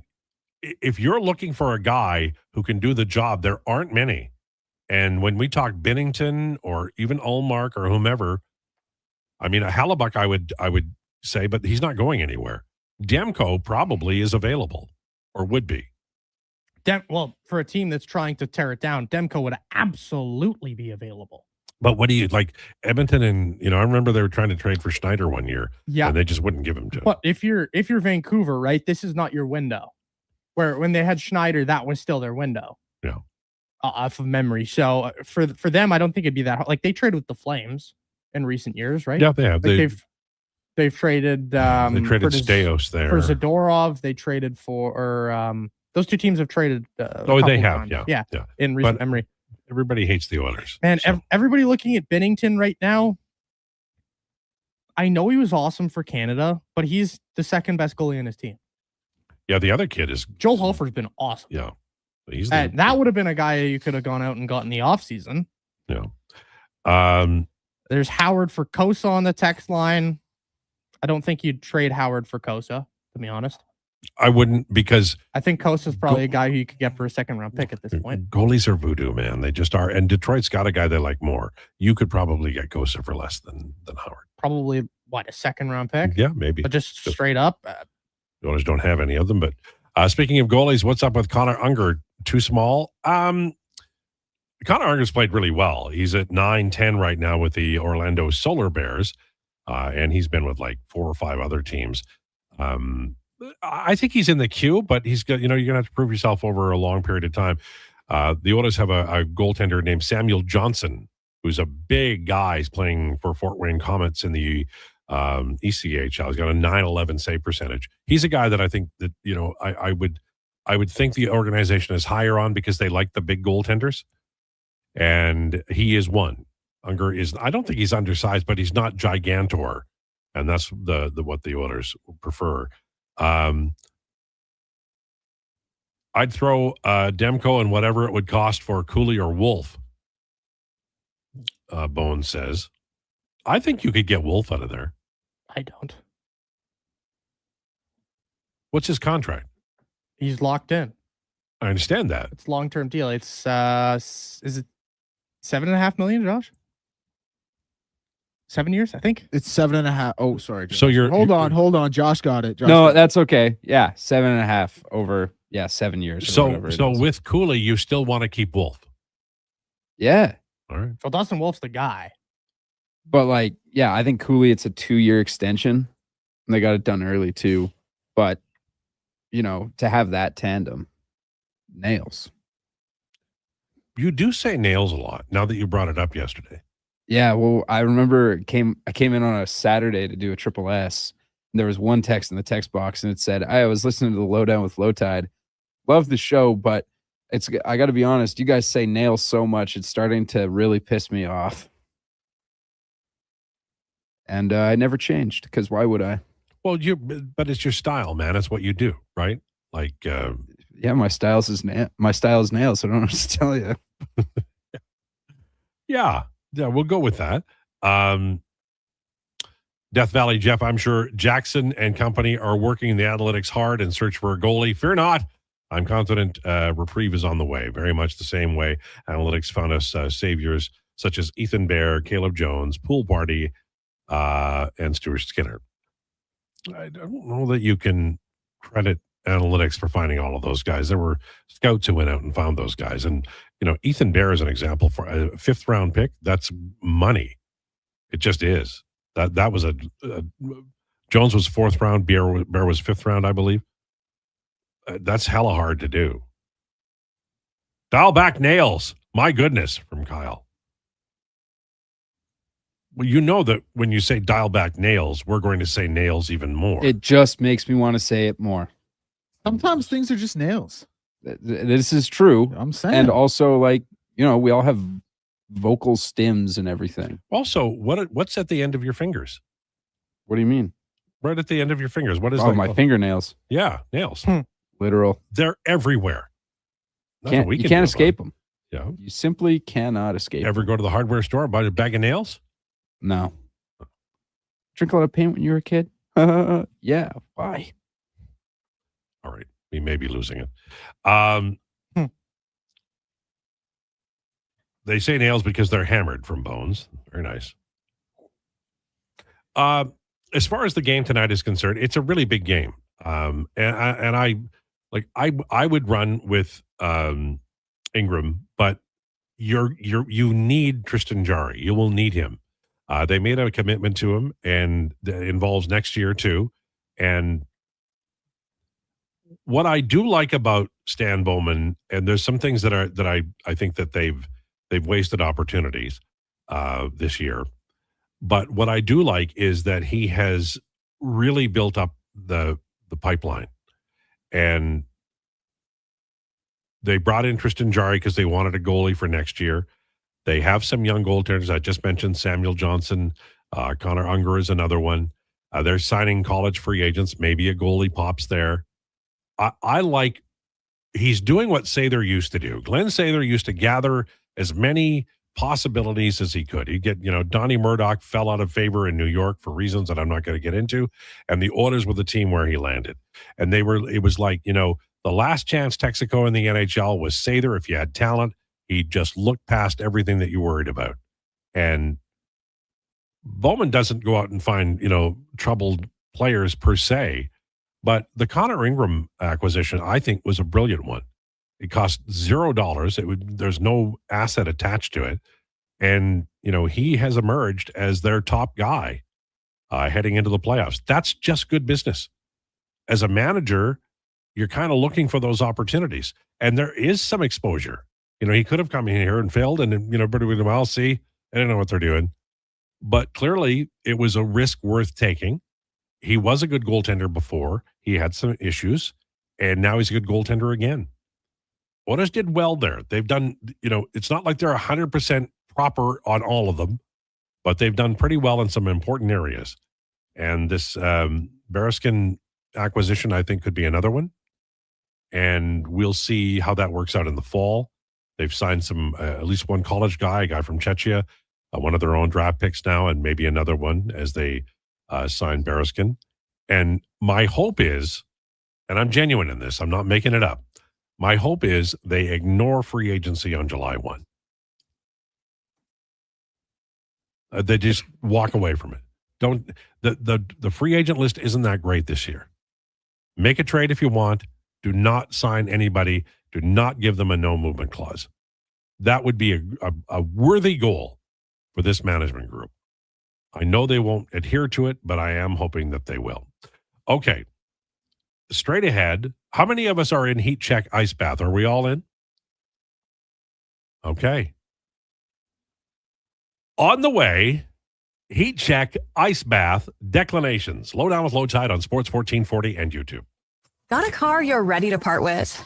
Find out what it's worth. Fast, easy, and totally free at Go Auto. We're talking top dollar trade-ins, whether it's a little worn or still rocking that new car smell. Just a few clicks, and boom, you've got your value. Text value to 780-777-7777 to start. That's value to 780 all sevens. Why guess what it's worth? Let Go Auto show you the money. Bring into savings at the Brick. Refresh your home with huge discounts. Save up to $1,800 on sofas and sectionals, and buy more, save more. Up to 25% off bedroom and dining furniture. Dreaming of better sleep? Upgrade your mattress game. Save up to 40% off select mattresses and score free delivery when you use your FlexiBee card. Plus, save 50% when you buy 2 or more select major kitchen appliances. Some exclusions apply. See in-store for details. The Brick. Proudly Canadian since 1971. Want sports talk on the go? You can listen to 1440 on the AM dial or stream us on your mobile device through apps like Radio Player, iHeart, and Stingray Music. Edmonton sports fans, turn to Sports 1440. 1440. Today and Wednesday is the Critical Care On the Air Radiothon for Stars. Your chance to support this vital service that delivers life-saving care to Albertans. Listen for stories from Stars VIPs, very important patients, and how Stars has made a difference in their lives. You'll also hear from members of the Stars team. Today and Wednesday, the Critical Care On the Air Radiothon for Stars, presented by BHP and Parrish and Heimbecker. Please donate and help keep Stars flying and saving lives. Visit criticalcareontheair.ca. River Cree is the place for all your favorite sports. River Cree Resort and Casino, featuring UFC action and boxing live on the big screens at Tap 25, the MVP of sports bars, and in the center bar. Plus, catch all the biggest games, every goal, every slam dunk. River Cree is also home to the Twin Rinks, where rec hockey and community teams come to play. Public skating available. Details at rivercreeresort.com. River Cree Resort and Casino. Excitement, bet on it. Here's the Lowdown with Lowetide on Sports 1440. Presented by Wolf GMC Buick. We're making it easy. WolfGMCBuick.com.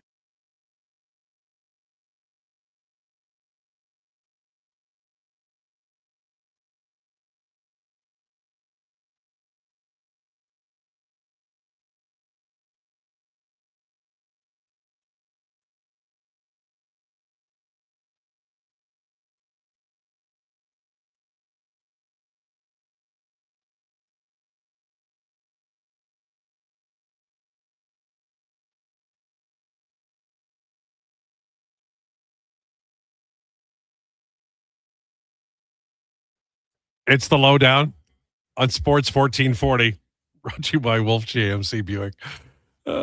Check them out at wolfgmcbuick.com. 138, lovely spring day. Everybody's loving it. We're time for Declinations, brought to you by Fairway Divorce Solutions. Divorce can be difficult. We can help make the road to a new life easier. Fairwaydivorce.com. And you have Heat Check Ice Bath. Is that correct? Correct. We all have heat check ice bath. Okay. All right. My heat check for the day is a Uzbek chess grandmaster, 20-year-old named Javokir Sindarov. Now, I love chess. I love so for anyone who doesn't know, the Candidates Tournament, let me get the mics on around the room here quickly. The Candidates Tournament is the tournament to see who goes on to play the World Chess Champion for the World Chess Championship. The reigning World Chess Champion, a 20-year-old Indian grandmaster who goes by Gukesh. His last name is like a million letters, Gukesh D. But anyway, Javokir, he currently sits at, I want to make sure I have the point total right so far. Through 8 matches, he's sitting at 6.5 points in the Candidates Tournament.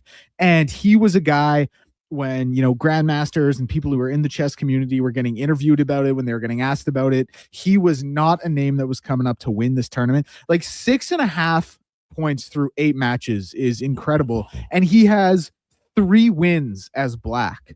So just really, really, really crazy stuff here. He's got a 2-point lead on Anish Giri and Fabiano Caruana. He is primed to, if things hold, barring a monumental collapse, go on to play for the World Chess Championship, coming out of nowhere. Heat check of the week. Love it.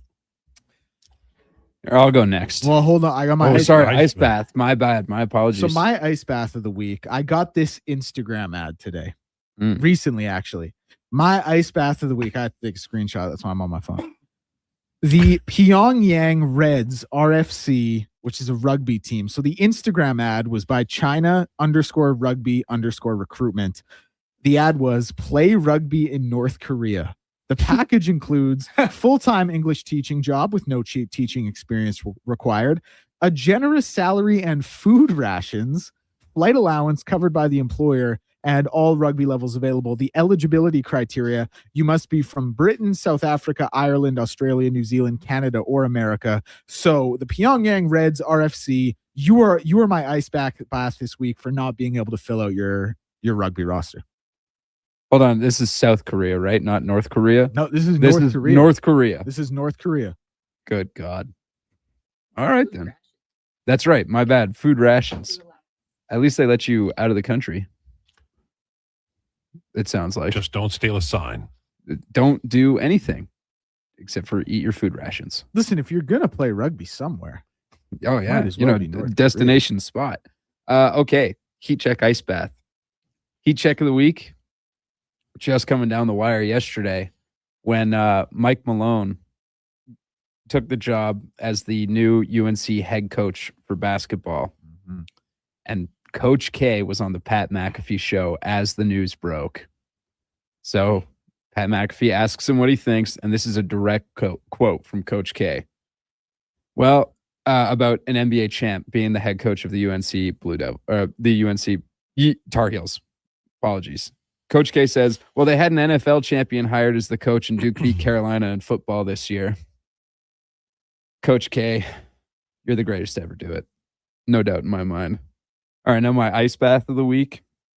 This is just from a day ago, so I think it's possible the numbers have changed. Kevin Gosman has 21 strikeouts, and Cal Raleigh has 20 strikeouts. Wow. That is brutal for the big dumper. Yeah. He is swinging and missing on a lot. To have more strikeouts than basically a bunch of other aces in the league, except for Kevin Gosman, you dog. That is so bad. Anyways, Cal Raleigh, you are my ice bath of the week. Sorry, big dumper. Okay. My ice bath of the week is the LA Kings. They have 19 regulation wins and are in the playoffs. So I guess it's kind of like the LA Kings and the Pacific Division. We've talked about it endlessly the last couple of weeks, but also the fact that they can't seem to win in regulation. And even last night they went into a shootout, and yeah, just 19 regulation wins and you are in the playoffs. That is insane to me. And my heat check is the Oilers and their matching sweatsuits. I love it. When it first came across the social media early on in the season, I was like, who put this together? Because, it's just a joyful and whimsical thing. Shout out Brad Harrison. And also getting them for the new additions, because the two undrafted college players that are on the trip, they both have them, and then all of the trade deadline acquisitions. And I like how committed they've been to it all season. Yep. Every trip, they're all in their matching sweatsuits. It's good. It's good team building. Exactly. Yeah. Some camaraderie. I'll give you my heat check here. It's I know it's been described as a pillow fight this year, but I'm going to tell you right now, this is probably the most exciting playoff races across both the East and West we've ever seen. Yeah. At least in the last decade plus. Like, this is beyond exciting. There's something to tune in and watch every night, it seems like, right now in the NHL. Whether you're looking at the Sens, you're looking at the Red Wings, the Flyers, the Islanders, the Blue Jackets. Hell, even the Caps are sort of still in this thing. Like, out East, it's so much fun right now. And then you pan over to the West, which obviously the pillow fight. But you look at the Preds, you look at the LA Kings, the Sharks. Like, those three teams, honestly, even the Jets, who have 80 points right now, who we've pronounced dead at the scene maybe 5 or 6 times this year, they're still kind of in this thing. But that Preds and Kings game might have something to say about it. I look at the race right now in the NHL's playoffs. It's beyond exciting. I know the teams kind of stink, but it's so much fun. Well, I'm just happy the Bruins got a little bit of space, right? They have a little bit of space. I think they're as good as in. But for that, like, those last 2 spots out East, it is so exciting. That second wild card. And man, that third spot in the Metro has just alternated for basically every game for each of the past 2 weeks. It's so much fun. My ice bath, I am just simply going to go in the direction of the old it's kind of trade request season, hey, in the NFL. The old Sexy Dexy, he requested the trade now, eh? And just as things were We're looking up for the Giants. Now things are suddenly looking down again. Dude, I saw the craziest stat about him as an interior defensive line player since he came to the league, or since whatever it is. He has 108 QB pressures. The next most is Vita Vea at 32, and he has 108.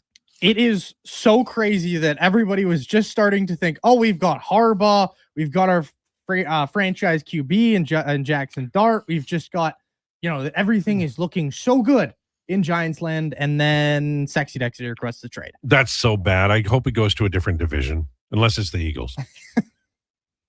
I know where he's not going. The Miami Dolphins. Yeah, jeez. All right. Everybody's had their turn? Okay. My heat check is Vasily Podkolzin.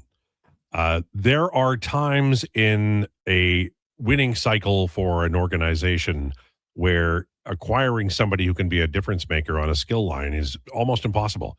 You're drafting last or second or third last in every round, and players take time to develop. And that trade made with the Vancouver Canucks, it was an out-of-order trade. Notice it lost it on Holloway to an offer sheet. And it's hard to do. I remember when the New York Islanders got John Tonelli out of nowhere because he'd come from the WHA, and it just added another wrinkle. And that's what Podkolzin has done. He is, I think, based on what we've seen, the progress we've seen, he's a guy you can count on to play on a skill line for the rest of the decade and maybe even beyond. And the Oilers don't have many sure things that are in their early to mid-20s that you can say that about. He was an amazing pickup. I give Stan Bowman credit, but I also give the player credit. He's a far better player today than he was when he landed at the airport in Edmonton. It's night and day. Yeah, totally, right?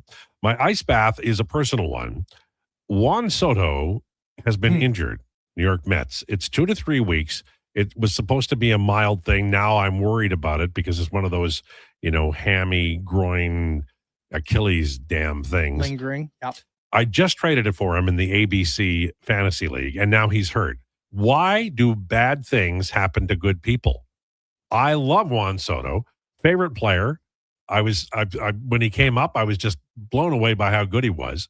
And I think he's probably at a stage now where he's going to be DH within a few years. So I probably traded for him too late. But I love watching him. He's just a wonderful player. He's so damn smart. When he's at the plate, that guy knows. He thinks along with the pitcher, and he guesses right a lot. Love watching him play, and now he's hurt, and I got to spend April bummed. I feel so bad for you. Thank you. It's all about me with me in mind. Mm-hmm. Yeah. It sucks. It could be worse. You could have Kate Horton as one of your building blocks on your team, him. and then he goes down for the season. That's always lovely. Well, I lost Hunter Brown, too. I know you don't care because Horton, he was having a good year too. He came out of the gates flying, and he was going to be maybe my ace of my pitching staff. I will tell you, I knew it was bad when did you see how emotional he was? Yep. He was and they know. And I knew immediately he was done. And I saw that, and I went, uh-oh. Yeah. Well, my team's pitching went from pretty bad to start with to now awful. Yeah. At least Edward Cabrera's dealing. Who has Didier Fuentes? Because he's about a week away from call-up from Atlanta. No idea. Yeah, he's really good. Really good. Do you have fab weekends? Oh, yeah. Yeah, get Didier Fuentes. I barely missed out on Connor Griffin. You know who got him? Markle. Nope, Kevin. Oh, damn it. Curious. He said that he hasn't won the last couple of years, though. No, and he's not going to win again this year. Fun stuff. All right. So now that you're done NCAA basketballing, are you going back to the NBA, Declan, or are you just out because of Jimmy?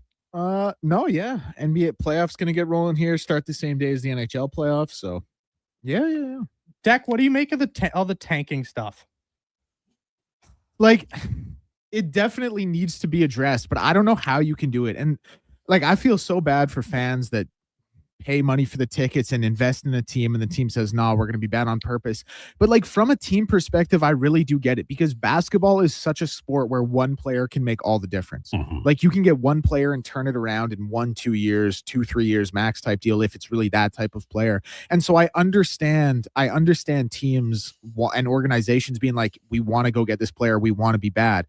But man, like how many teams this year, the last 30 games have been unwatchable? Like, how do you sell that product to TV networks? How do you sell that product to fans? How do you sell that product to people like us talking about it on the radio? Like, you just can't do it. So I don't know what the answer is. Something needs to be done, but it is a tough spot because, yes, this is the one sport where tanking actually matters pretty much immediately. That's, you know what? And it's that last sentence is the key. Yeah. Ordinarily, we'll go, yeah, they do it, but it's not good. But this has such an impact, right?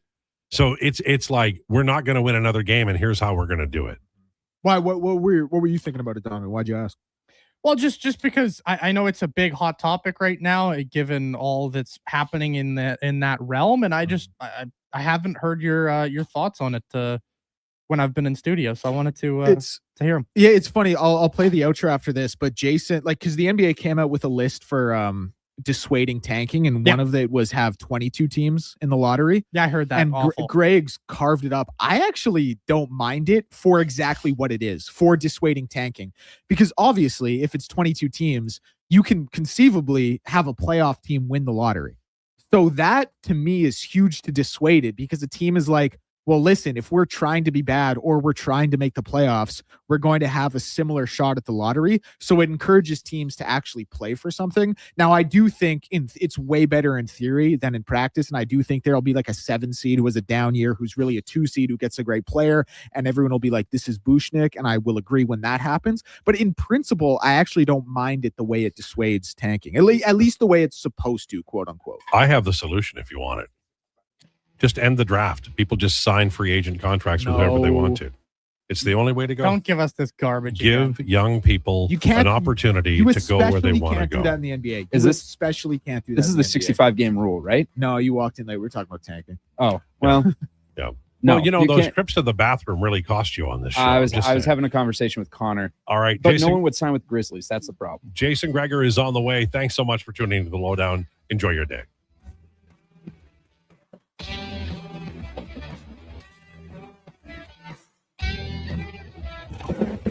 This is a Sports 1440 update. Brought to you by Sean Cunningham of RE/MAX Real Estate. Get the home team advantage for your next move in the Edmonton area. If you're thinking about buying or selling a home, call or text Sean directly, 780-265-0165. MLB action right now. Orioles, White Sox tied 0-0 in at the top of the third. One final from earlier today saw the Guardians over the Royals 2-1. Blue Jays will be in action at 5:07. Kevin Gausman on the bump as they play host to the LA Dodgers in a World Series rematch. NHL, of course, the Edmonton Oilers down in Utah taking on the Mammoth. Tristan Jarry in the starter's net for that one. A 7:30 p.m. puck drop, and pregame coverage will get going here with Donovan Paulson and Andrew Walker at 6. NBA action gets going at 5 with 2 games. Chicago and Washington, Minnesota and Indiana, and Houston and Phoenix will play in the late game, a 9 p.m. tip for that one. Up next is the Jason Krueger Show with guest host Connor Halley. I'm Declan Krueger on behalf of Lowetide, Donovan Paulson, Josh Fenwick, Mackenzie McLennan. This has been a Sports 1440 update. Sports